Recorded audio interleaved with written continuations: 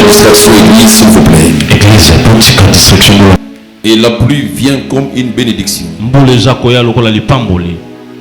Qu'est-ce qui s'est passé pour qu'on en arrive là? Avec le feu et avec la pluie.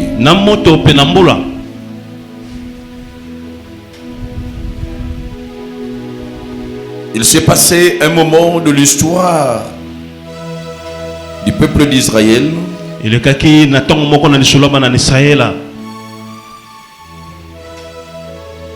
où ce peuple était divisé en deux.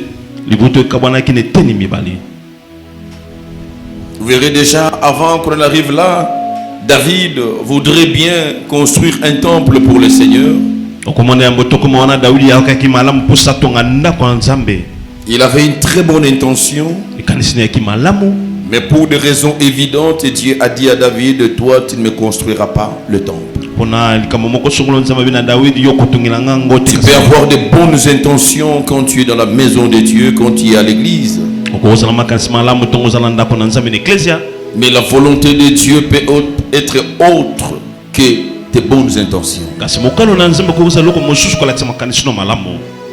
C'est alors qu'il va prier pour que Dieu fasse grâce à son fils Salomon pour qu'il vienne construire le temple. Et comme vous le savez, il a construit le temple, il fit le roi le plus riche et le plus sage de sa génération. Je parle du roi Salomon.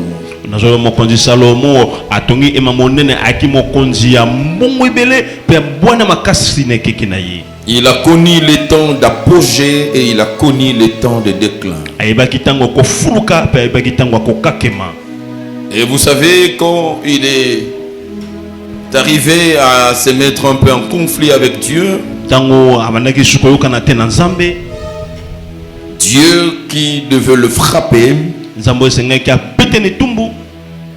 Dieu a épargné, suivez-moi, Dieu a épargné Salomon. Il lui a dit à cause de la prière de ton père David. Salomon a échappé au jugement. Et Dieu a déversé cela sur sa descendance. Il dit à cause de la prière que David avait fait surtout. La prière d'un père. Même après sa mort, sa prière a continué à crier, à se positionner sur son fils qui était vivant. Le chèque de chrétien de l'église, c'est d'avoir saboté le sacerdoce. D'avoir pris tout le monde comme tout le monde. De se comporter de toutes les manières comme bon nous semble. Et quand on parle du sacerdoce, c'est le sacré. C'est comme cela qu'un des fils de David, il s'appelait Absalom. Pendant le moment de la faiblesse de son père, il l'a renversé. Et il a pris la place de son père. Il a régné. Mais ça n'a pas longtemps duré. Vous savez qu'est-ce qui a renversé le fils? C'était la prière de son père. Quand il a pris le pouvoir de son père, il a oublié que le pouvoir qu'il a pris, qu'il a mis sur sa tête, mais toute sa vie était soutenue par la prière de son père. Et quand vous lisez, vous verrez que David a fait cette prière. Parce qu'il a pris un homme, Achitophel, qui était le conseiller de David. Et Achitophel était un homme, ce conseil, la Bible dit, avait autant d'autorité comme si c'est Dieu lui-même qui parlait. Et David a regretté, il a dit que Absalom pouvait prendre tout le monde, mais pas mon conseiller Il savait la puissance de conseil d'Achitophel. Et David est resté dans sa faiblesse avec la force de la prière qu'il avait dans son alliance avec Dieu. Et c'est que pour renverser Absalom, je dois toucher à Achitophel. Achitophel a tenu la royauté de David. Écoutez comment c'est délicat. C'est Achitophel qui a tenu la force de David. Parce que tout ce qu'Achitophel donnait comme conseil, c'était comme la parole de Dieu lui-même. Et David suivait tous les conseils d'Achitophel pour être puissant et influent. Et le jour où Achitophel se retrouve du camp de son adversaire, son fils, il prie Dieu. Je suis en train d'expliquer la force de la prière d'un père. Il prie Dieu. Il dit Seigneur, je sais que si Achitophel parle, ces paroles ont autant d'autorité que tes propres paroles. Je prie que tu annules le conseil d'Achitophel. Ça veut dire qu'Achitophel va conseiller. Dieu va en dire sur le cœur d'Absalom qui ne va pas suivre le conseil d'Achitophel. Et c'est ce qui a été fait. Et Absalom a été renversé rapidement. Non seulement David reprend le pouvoir, mais si Salomon a été sauvé, même après la mort de David par la prière de David, mais pour avoir renversé David, Absalom était mort avant David. Ce sont là les secrets, la délicatesse dans le sacerdoce. Et bien voilà, Israël va maintenant vivre une scission. Il y a eu maintenant le royaume du nord et le royaume du sud. Le royaume du nord, c'est ce qu'on appelait Israël, le royaume d'Israël. Et le royaume d'Israël avait pour capitale la Samarie. Et c'est là qu'il y avait des divinités, il y avait des prophètes de Baal. Et c'est comme cela au royaume d'Israël, Dieu a envoyé deux prophètes majeurs, c'était le prophète Élie et le prophète Élisée. Et il y avait le royaume du Sud. C'est ce qu'on appelait le royaume de Juda. Et c'est ce royaume où c'était la lignée de David qui s'est perpétrée. Il y avait des prophètes Esaïe, les Ézéchiel. Et la capitale c'était Jérusalem. Et c'est là que le temple de Dieu a été construit par Salomon. Et voilà les deux royaumes. Israël divisé par deux. Et le royaume d'Israël et le royaume de Juda. Et le royaume dit de Juda était dirigé après David, c'était Salomon, ainsi de suite. Et au royaume d'Israël et le royaume du nord. Et au moment où nous parlons de cette confrontation, ce royaume était dirigé par le roi Akab. Et vous verrez que le roi Akab en soi, il n'était pas assez mauvais, mais il avait mal épousé. C'est sa femme Jézabel qui a influencé cet homme et qui l'a amené à l'égarement et à la destruction du royaume. Et c'est comme cela que dans le royaume d'Israël, il y a eu beaucoup de prophètes de Baal. Mais il faut bien aussi clarifier. Tous ces prophètes de Baal ne sont pas venus de la Phénicie. Non, il y avait, pour la plupart, c'était le prophète d'Israël. C'est comme cela que quand Élie voudrait dire à Dieu, mais je suis le seul qui soit resté fidèle et qui n'a pas fléchi les genoux.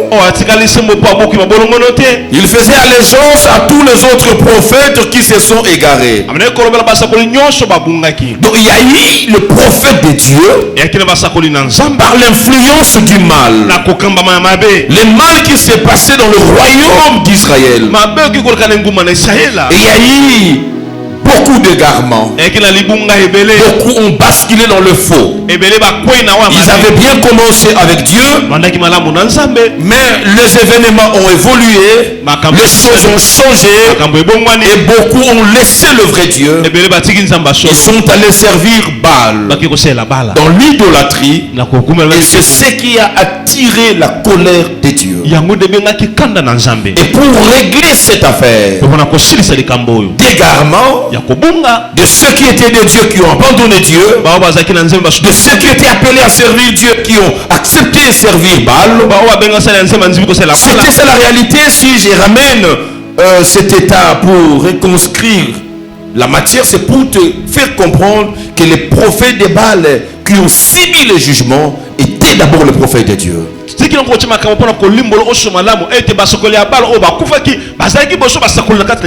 c'est ce qui a commencé à m'embarrasser dans ma communion avec Dieu. Et quand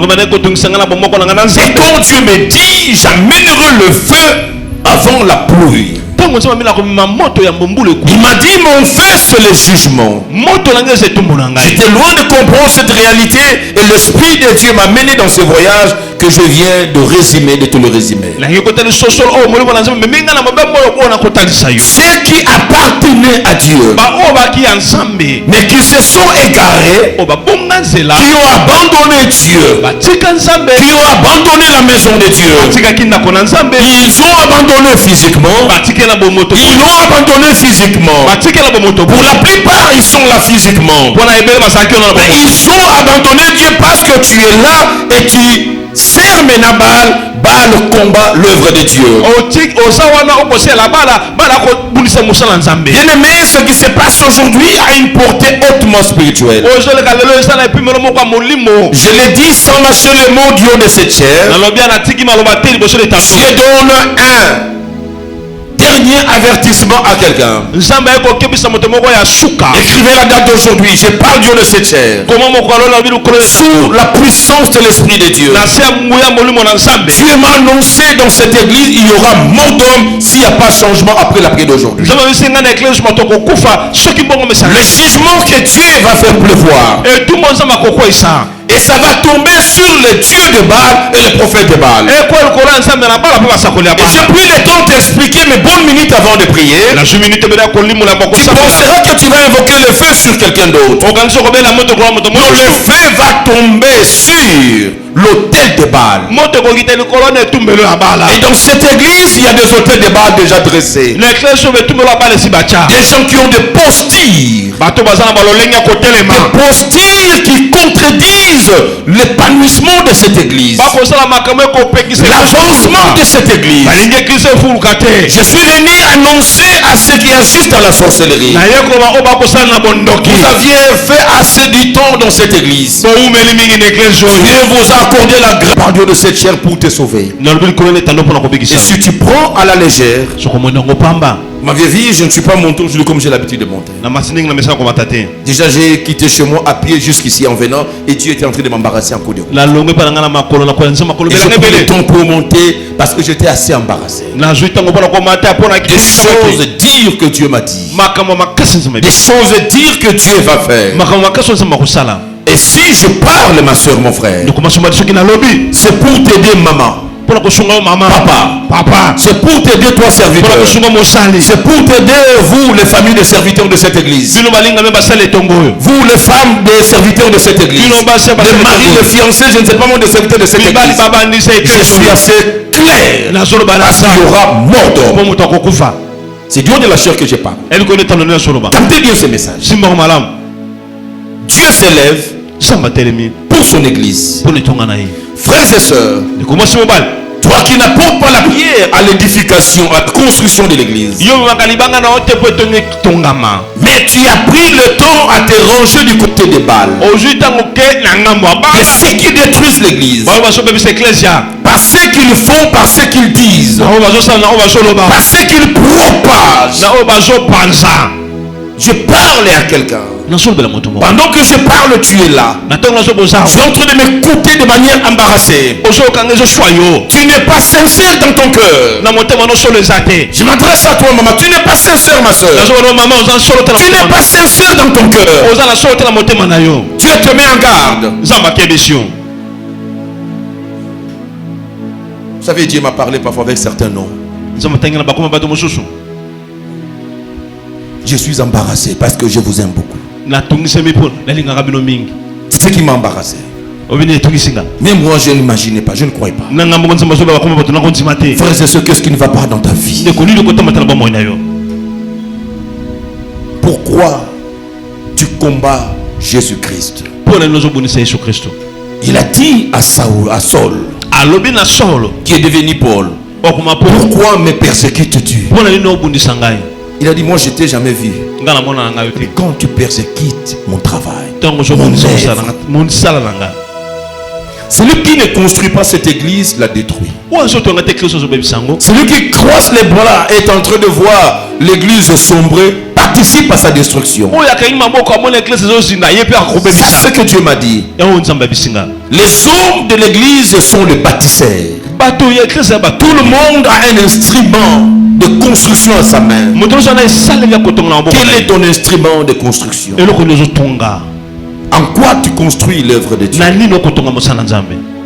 Je voyais la pluie, je voyais le feu autrement.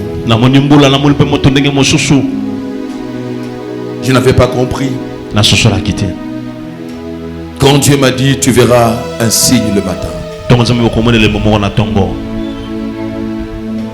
J'ai dit à Dieu, quel signe? Il m'a dit, tu sais, les genres de signes que je t'ai montré. Quand je fais alliance avec toi, il y aura un signe physique et naturel. Et quand je vis la petite pluie tomber ce matin, j'ai compris que Dieu est réellement Dieu. Il veut faire pleuvoir dans cette église. Ce n'est pas une pluie météorologique. Mais Dieu a donné la rosée comme si. Il dit, je ferai pleuvoir. Je ferai pleuvoir. Mais je commence par le feu. Il commence par le feu. Pourquoi le feu est venu? Parce que le peuple était égaré. Dans le préalable, je parlais de ça. L'idolâtrie. Nous nous sommes détournés de Dieu et nous avions pris autre chose à la place de Dieu. Deuxième chose, je parlais de l'instabilité spirituelle. Il a dit, pourquoi vous cochez de deux côtés? Élie a dit, soit tu restes dans la sorcellerie, soit tu abandonnes la sorcellerie. Tu ne peux pas venir te cacher avec ta sorcellerie dans l'église et commencer à exécuter la mission que tu reçois du monde des ténèbres dans cette église. Dieu t'a amené ici pour écouter la vérité qu'il t'aime. Jusqu'au moment où je te parle, son amour est là pour toi. Mais c'est Dieu finit par frapper. Il a dit, même le porte de la mort et du séjour des morts ne prévaudront point contre son église. Si c'est mon église, elle disparaîtra. Elle allait déjà disparaître. C'est une église qui a connu des tempêtes, des vents, que beaucoup d'églises n'ont pas survécu. si c'était mon église, cette église n'allait pas tenir à ces jours. Mais si elle tient sans mes efforts, à un moment j'étais très actif. À un moment Dieu m'a dit laisse-moi. Et je vis que l'église est soutenue par Dieu. J'ai toujours tremblé de servir Dieu parce qu'il peut me remplacer à tout moment. Frère, il peut te remplacer à tout moment. C'est une grâce, un privilège quand Dieu te choisit, il te met là. Comment tu dors, tu te réveilles, tu passes des journées, des semaines et des mois, et tu vas te dire que tu y es de l'église, les témoins de Christ, c'est pas possible. Il y aura un enseignement, je vais appeler un collègue qui viendra parler de ça. Sur l'église, il va t'expliquer ce qui est membre de l'église. Et quand est-ce qu'on devient membre de l'église? Et quand est-ce qu'on peut se sentir qu'on est vraiment le fils de son père? Ce n'est pas venir à l'église au jour d'aujourd'hui. Combien sont debout et qui tiennent cette église au jour d'aujourd'hui? Je vais te scandaliser quand j'étais en train de prier. Je vais te scandaliser si je cite les nombres que Dieu m'a cité. C'est pas plus de 5 personnes dans cette église. Je parle du haut de cette chair.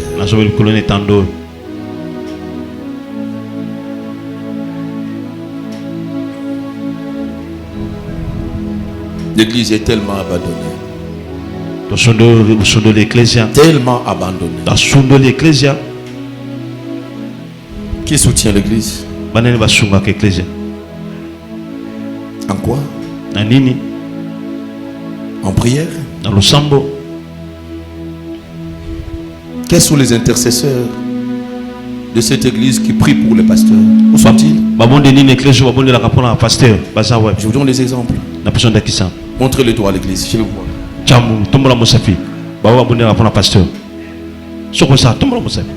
Qui est intercesseur qui prie pour les pasteurs dans cette église?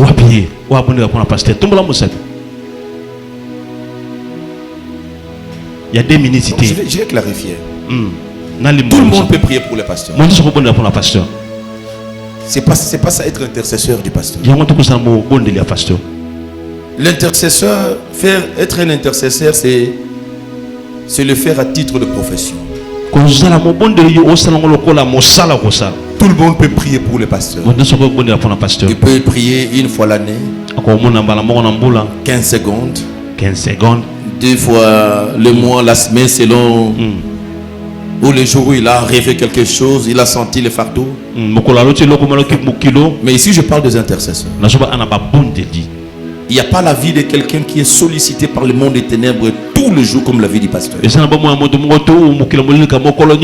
cette église, je vais voir l'équipe des intercesseurs mis à part, qui prient nuit et jour, qui ont la charge chaque jour de prier pour les pasteurs. Montrez-les toi.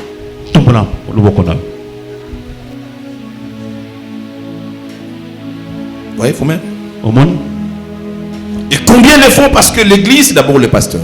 La Bible dit on frappera le berger et les troupeaux seront dispersés. La vie de l'église est tenue par la vie du pasteur. Donc chaque fois que le diable combat l'église, il recherche le pasteur. Et chaque fois quand vous regardez, vous voyez vos combats. Et ce sont tous ces combats auxquels le pasteur fait face. Autant tu es dérangé par des mauvais esprits, par la sorcellerie de la famille, et toutes ces sorcelleries-là, tous ces combats-là, c'est des versets sur le pasteur qui veille sur ton âme. Et au retour, qui doit soutenir le pasteur? Ce n'est pas possible. Quand vous lisez les actes des apôtres, les apôtres étaient soutenus par la prière de l'église. Pierre se retrouve en prison, Paul se retrouve en prison, Jean, mais la Bible dit c'est la prière de l'église qui les libère. Et chaque fois que je suis emprisonné par des problèmes, emprisonné par des combats, emprisonné par des problèmes émotionnels, comment je peux m'en sortir? S'il n'y a pas une intercession, il n'y a pas une chaudière non-stop des gens qui prient pour cet homme. Et ne pas le faire ce que vous ne savez pas. Ce n'est pas parce que vous n'aimez pas les pasteurs, vous ne vous aimez pas, parce que la vie de l'église est liée à la vie du pasteur. C'est pour ça que beaucoup d'églises n'ont pas continué à fonctionner après la disparition du pasteur. Qui prie pour l'église? L'équipe ou les équipes d'intercession pour l'église.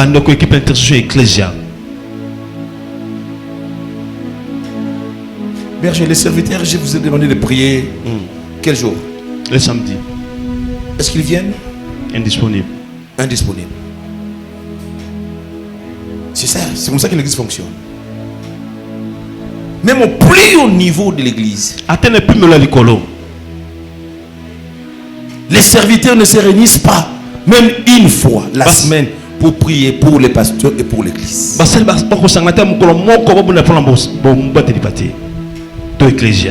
Voyez comment nous avions construit les hôtels de Baal. Ne pas soutenir l'église, c'est combattre l'église.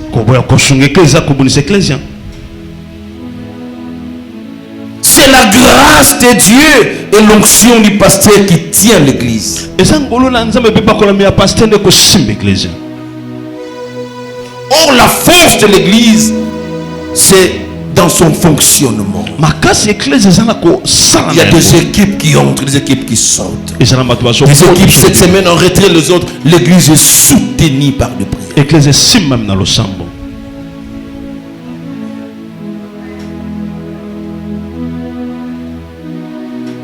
Ça, c'est spirituel. Si j'entre le soutien matériel, financier, c'est scandaleux. C'est scandaleux.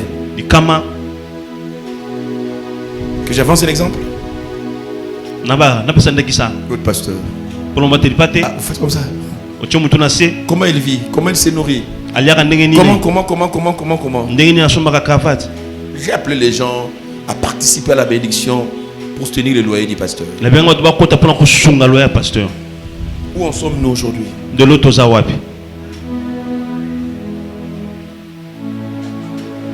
C'est toi qui payes mon loyer. C'est combien je paye?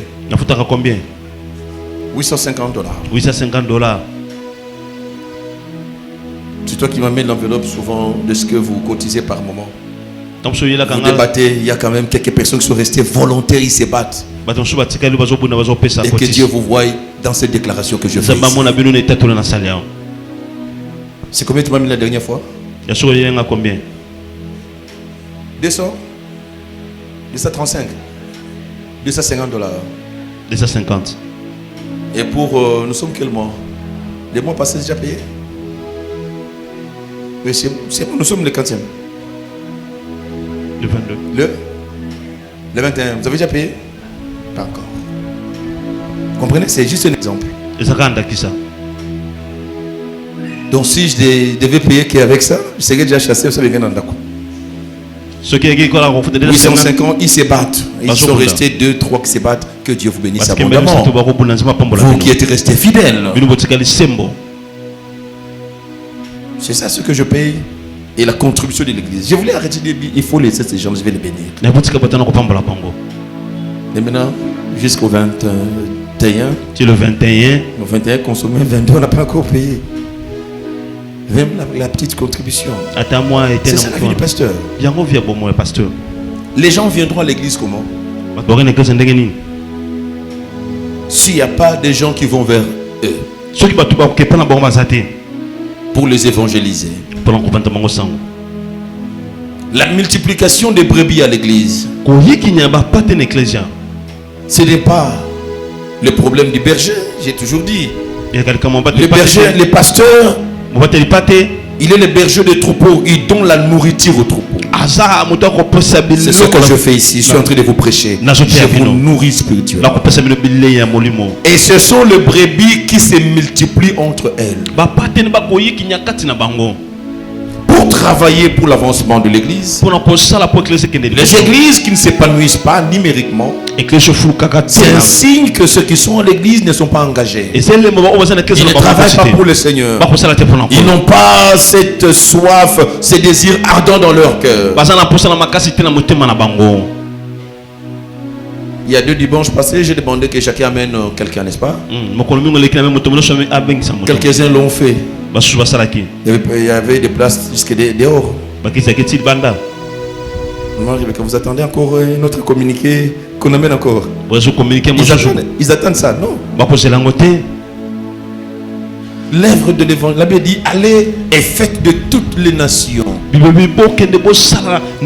Allez, c'est à l'impératif, un ordre donné. Toi, tu n'as pas personne que tu peux inviter à l'église. Tu n'as pas personne que tu peux inviter pour le Seigneur. Toi, tu ne sais pas le faire. Et vous ne le faites pas, pourquoi?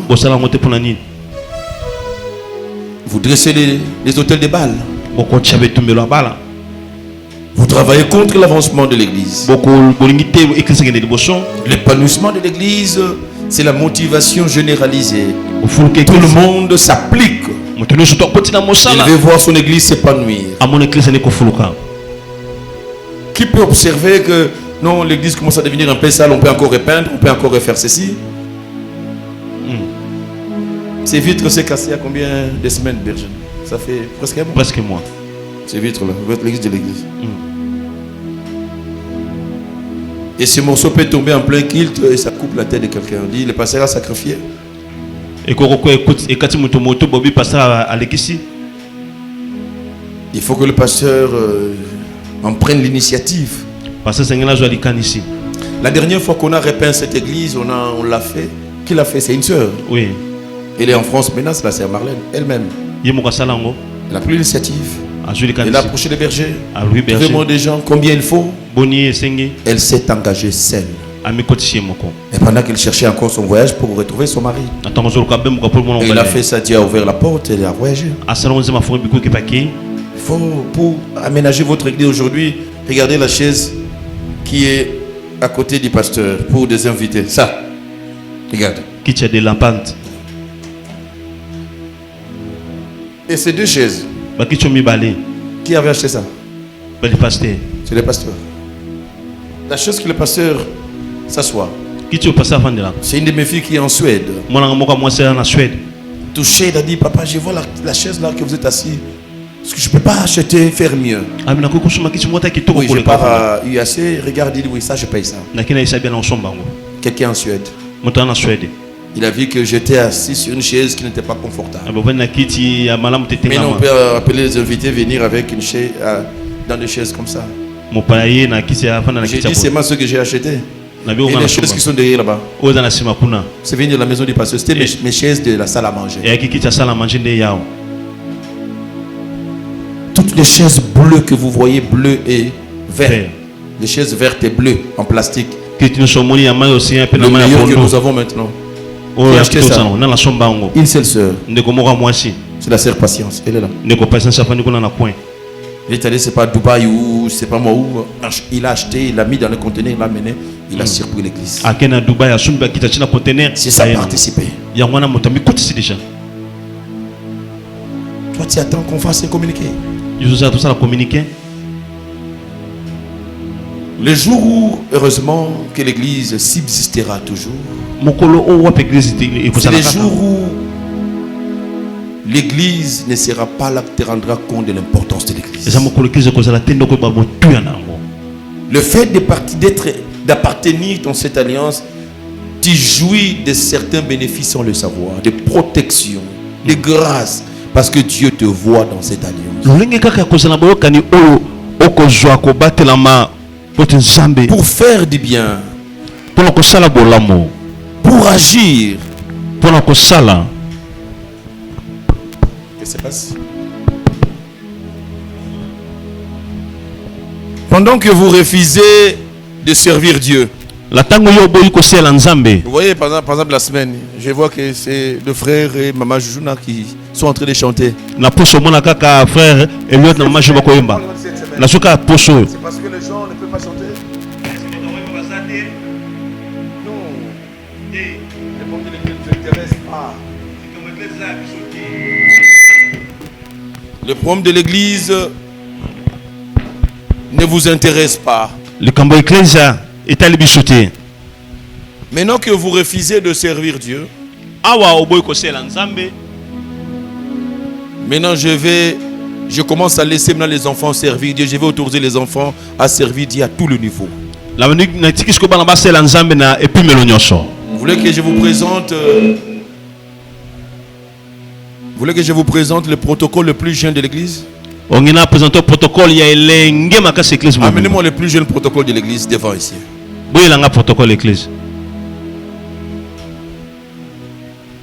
Parce que vous refusez de servir Dieu.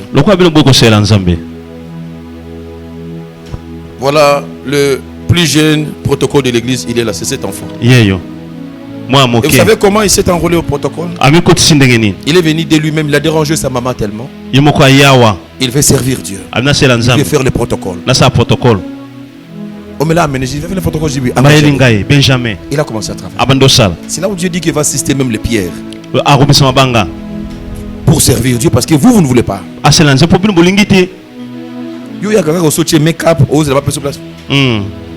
S'il vous plaît, asseyez-vous. Fanda, Mokonzi, Fanda. Mon culte, merci. Merci.